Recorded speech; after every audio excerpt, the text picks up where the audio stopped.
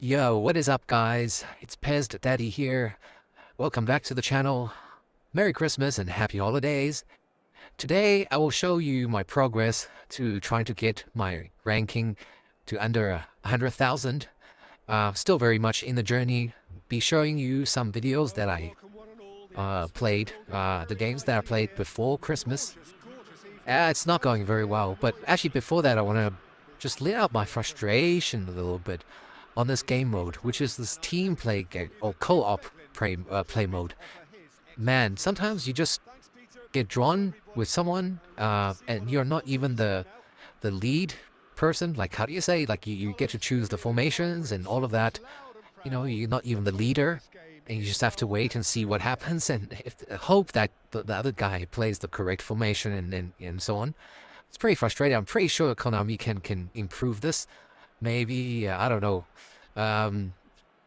allow one to choose the formation and the other choose the players, like divide up the time and so on between the two for doing so.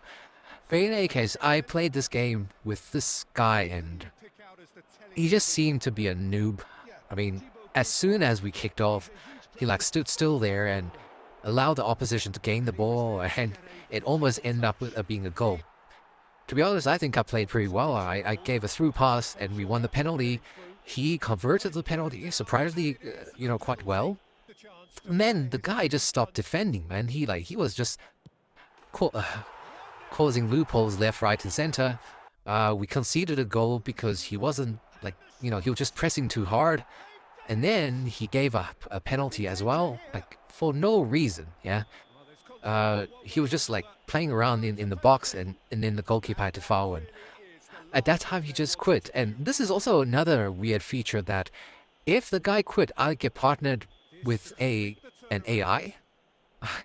And I don't know, it's arguably worse to have an AI as your partner, because they just don't think the same way as a human, right? They don't make runs, and they don't try to cover space. And anyway, this game mode just really frustrates me. In the end, I lose the game. But actually, with this game mode, you don't lose so many points. You still get a fair amount of points as long as you play, you participate, and you play at the right time. I think there are times where you get more bonuses. In this case, I think I got like 800 points or something like that. But nevertheless, it's very frustrating to play. But I'm just really playing this game mode to get all the bonuses, like the trainers and, all the skill points and so on, so that I can improve my real squad. In any case, I've got to get back to playing the PvP eFootball League, trying to get my rankings to 100,000 or less. So I got on with that, and I've been actually quite lucky recently, I felt. Ever since I started this channel, I won 3 games in a row. So I'll be looking to continue this luck.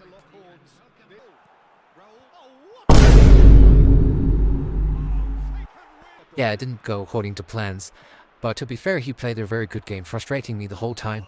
I always believed I had enough firepowers to take him on, which it did happen. It paid off a little bit, and he had his last man sent off, and I have a very good free kicker in Diego Forlan. So I came back. Now with a man up and score level, I believed I could go on to win the game. Honestly, how on earth did I lose this game? So much regrets. But I gotta pick myself up and try to win the next one. And that is exactly what I did. To be honest, I faced some very good opponents, and somehow was able to keep my cool and just scoring goal after goal. And I don't know about you guys, but I'm finding El Hadji Diouf really a pleasant player to play with. He's got speed, fast, good at headers, powerful, intelligent runs as well. And I've been scoring loads of hat-trick with him. He's actually taken over the starting spot from Fernando Torres for me. I really enjoyed it, and using him has won me a lot of games. So please comment below if you had similar experience, or you find another striker that is better to play with. I mean, I only have Fernando Torres and Hadji Diouf ready. And also I have a Lewandowski, but I don't use him because he's a bit too slow for me. In any case, after this game I was feeling good. I thought, let me just carry on with a few more games. Maybe I can break the curse and get into Division 2. So I pushed on, and I came up with this opponent who's got a very decent team. I held on with a 2-1 lead, and I had to do a lot of defensive work, and I managed to win the game. You know, when you have one of those days and you just feel very good, and I knew I just had to carry on, and I did that. The next game was very easy, and that turned out to be a very good decision indeed. Even though the opponent seemed to have a good team, somehow I was able to dominate him very easily. I'm thinking maybe he had bad internet connection, but that doesn't seem to be the case on the screen. I don't know what he was doing there with the goalkeeper coming out. I ended up winning that 6-0. Then came the most difficult game that I came across in a long time. Look at that team. He's got Pele and Ibrahimovic and Ronaldinho. I was thinking, nah, I'm doomed in this game. I should have just, quit. I was good. But, I persevered and I just kept going. At 1-0 down, I just started doing my long ball strategy again. And I managed to come back with a goal. And then through some really stupid mistake, I conceded another, really my own worst enemy here. Look at that. He was just passing back to the goalkeeper and then, oh man, never wanted to concede a goal like that. But I kept going, and in the second half, again, I was just exploiting these odd opportunities. I managed to pull back. At this stage, I was thinking, yeah, let me just carry on going, and who knows, maybe I'll steal a win. There were some very dodgy defensive moments there. Look at that. I managed to clear the lines in the last second, because he just had a superior team, and it was really not much I can do besides being pinned and going defensive and then just go with long balls. At this stage I thought, let me just have one or two chances, and there I almost scored. I knew I just needed a bit of luck to try to win the game, and in the last second I got that. I was playing down the wing, tried to cross it, hit their player, and I had a fortunate bounce, and I scored with the last kick of the game. There's no better feeling than scoring in the last second of the game. That was such a good win, and look at that, I got promoted to Division 2. I've never been there. This is unbelievable. What a great feeling this is.